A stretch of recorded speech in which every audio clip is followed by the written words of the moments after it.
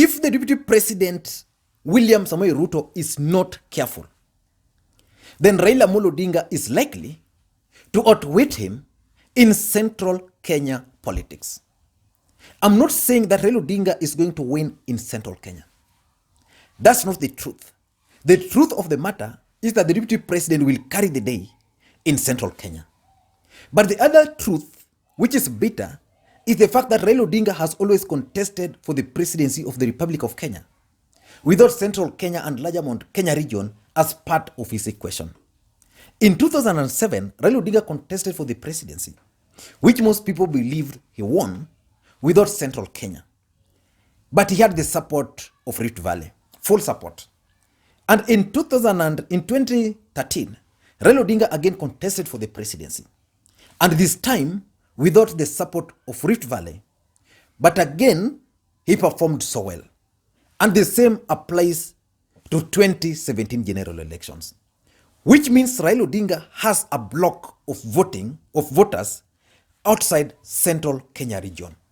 So that's what should worry the Deputy President William Ruto.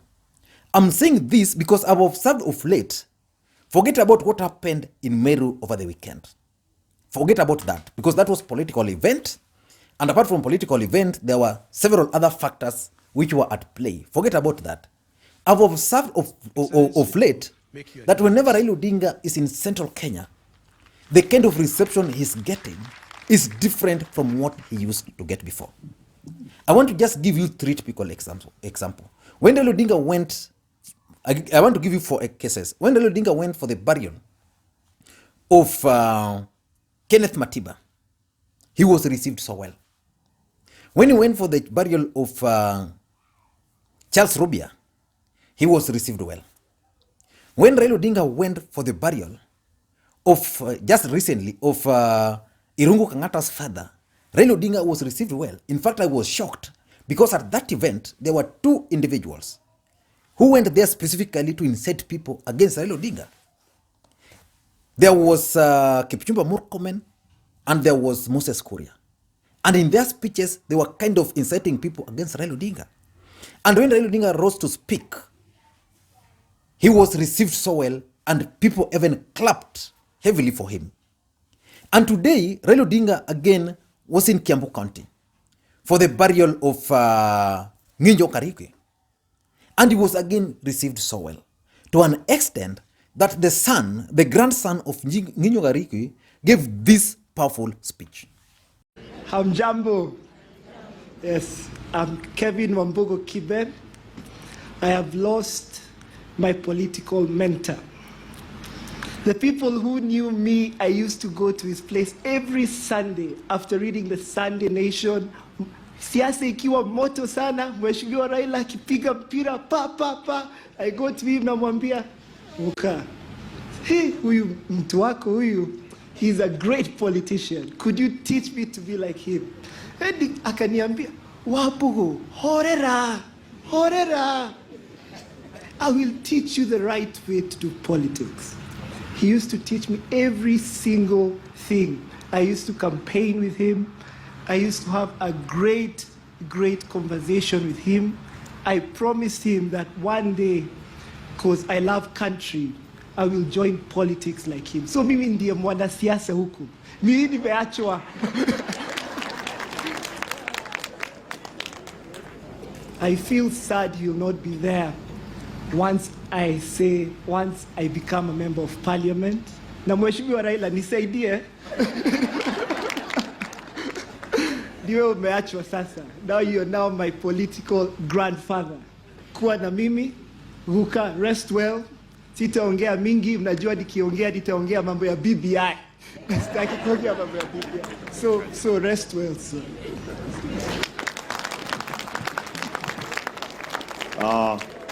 I want to take this opportunity to thank all the grandchildren. They have done very well. We are proud of them. And we have also seen in them a future political leader who is seeking a seat. No, from that speech by that boy, there's something about Raila Odinga. As much as this hate, because the presidency was in central Kenya and they needed to instill hate in them. But the truth of the matter is that there are certain people who still believe in Raila Odinga. If that young man can look up to Raila Odinga as his political mentor, it speaks volume. But why am I saying that Raila Odinga is likely to change, to shift, or to outwit the deputy president in central Kenya? Let us look at the statistics. Central Kenya has the highest population in this country, and they are spread across, which means they also have the highest number of votes. If you go to Lamu, for example, there's a member of parliament from Jubilee who is a Kikuyu.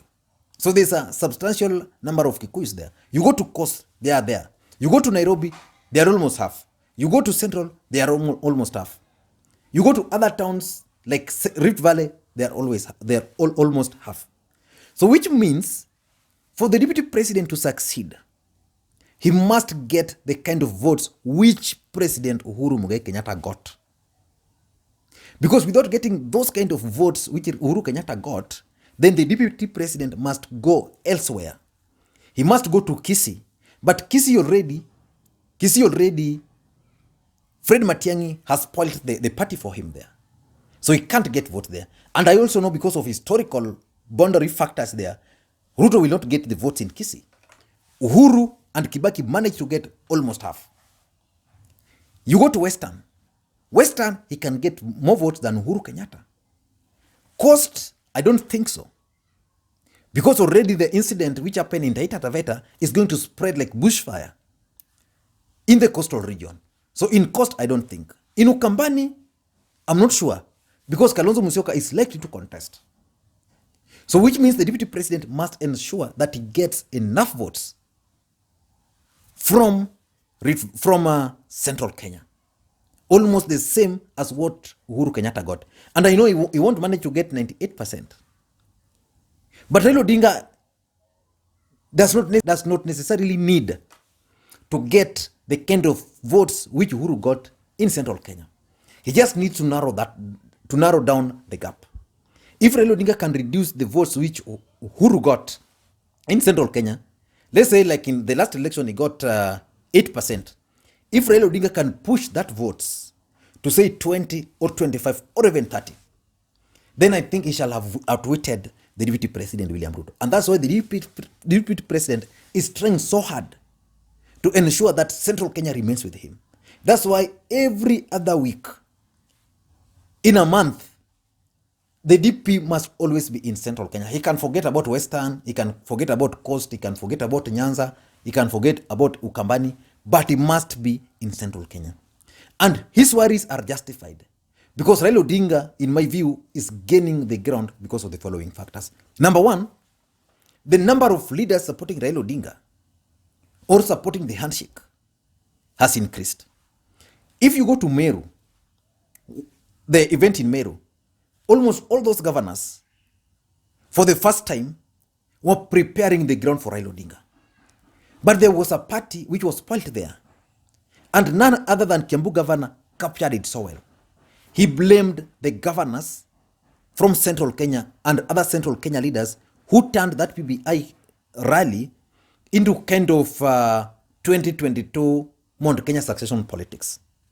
But without that, there were several leaders who were supporting Raila Odinga. And for the first time, I saw Kiraitu Murungi and Raila Odinga driving to the venue in one vehicle. That's something which was unthinkable of.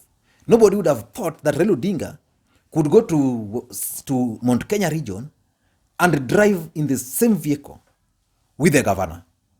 It was unthinkable that Raila Odinga would land in central Kenya or in Mount Kenya region and being received by a host, several governors. That's something which was not there before, which means Raila Odinga is strategically making moves. And with those small strides, I can assure you that he will get, if not all votes, but just a percent which he needs, 20% or 30%. Number two, the support is getting from the business tycoons in central Kenya. Mutai Ngunyi always says something which people think is a joke.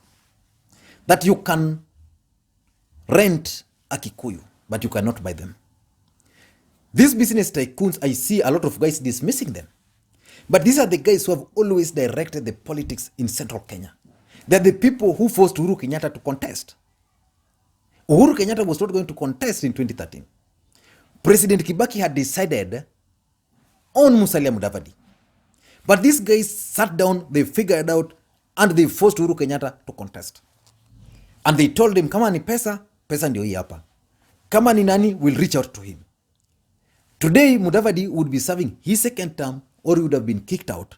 But the fact of the matter is that these business tycoon are going to play a key role in influencing the people of central Kenya. I'm saying this because the people of central Kenya are majorly influenced by radio stations.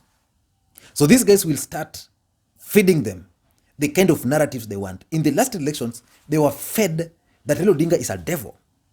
TBM was kind of devilish, Illuminati, and they believed. So these same people will start feeding them those kind of narrative. They'll start feeding them that for us we do business and therefore we need just to support this old man because yeye akona umri kidogo hii dunia. So we can dismiss those leaders, those business tycoons today, but tomorrow they are going to influence how central Kenya is going to vote. Number 3 is that the ground hostility towards Raila Odinga has reduced greatly. And that's good for him. It means today Raila Odinga can go to a funeral in Muranga, in Nyeri, and any other part of Mount Kenya region without any problem. Previously, the ground was too hostile. I accompanied Raila Odinga to what's the name? Kathwana in Tharaka-Nithi. We were received so well in that area. And we believe that Raila Odinga had enough support in that region. But when the votes were counted, it was not what was reflected. But when we went to Meru, the ground was so hostile for us. Our men, our youths, the ODM youth then, had to engage those guys in fights because they didn't want that rally to happen. So our men had to repulse them before we could even address the rally there, because I was present. Those times I said, I thought I said here, I used to be part of that campaign trail. So the ground was too hostile. It's unlike today. Today, Raila Odinga will easily go to those places and will be easily received because these guys, they don't have stakes. They are not protecting the presidency that much. So that's number 4, which should have been number 1, is the Uhuru factor. We can dismiss President Uhuru Kenyatta all we care. But Uhuru Kenyatta is still going to be a factor in central Kenya politics. If the people of central Kenya will be told by President Uhuru Kenyatta that I want you guys to vote for Raila Odinga, a lot of things will change in the region. There are people who will just change like that just because Uhuru has said. And because Uhuru Kenyatta is currently working very closely with Raila Odinga, there is that assumption that is endorsing Raila Odinga for the presidency. And that's working to the advantage of Raila Amolo Odinga. Those are the truths which we can't run away from. So Uhuru Kenyatta's factor is going to play a key role in 2022 politics. But if Uhuru Kenyatta will endorse the deputy president, then Raila Odinga should forget about central Kenya and would advise him to forget about the presidency. Number 3 is what I can call the multi-bet mentality. For those who are betting, I don't know how to bet. For those who are betting, I'm told there's a multi-bet where unaweka hii, unaweka hii, unaweka hii, ikichomeka hii inakuwa, ikichomeka hii inakuwa. I want to take you back to 1992 when Jaramogi Oginga Odinga was running for the presidency. And Paul Mwite was the vice chairman of Ford Kenya. And he was also contesting for the parliamentary seat in Kabete. Paul Mwite won overwhelmingly in Kabete because those people were doing multi-bet. They were not sure whether Matiba was going to win or they were not sure whether Jaramogi was going to win. But they were like, if Jaramogi wins, then he has an MP from us. He can appoint him as the vice president. But again, because they were not sure of whether Matiba was going to win, if they didn't vote him, then they ended up voting for Matiba for the presidency. But for the MP, they voted for Paul Moite. So I call that multi-bet mentality. And that's something which is common in central Kenya. That's why you always see them voting different, even different political parties. I don't know what you think. But in my view, if the deputy president is not careful, then Raila Odinga is slowly and strategically gaining grounds in central Kenya. Forget about those dramas we are seeing. The dramas we are seeing in Kinoru. Like today when Raila was in Kiambu, this is what he said. Mwadhani Arogoshio. Yesu Akumio. Let me first begin by bringing apologies from His Excellency the President. This funeral should have taken place tomorrow. The family requested and the President said he would come today.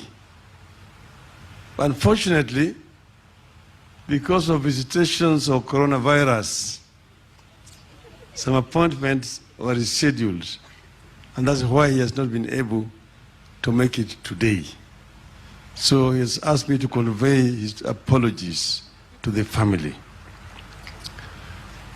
We have come to mourn a friend, a great man, a man who is self-made, who came from down and became what he is in life. If you talk about hustler, Nginyo Karaoke is truly somebody who deserves to be called a hustler.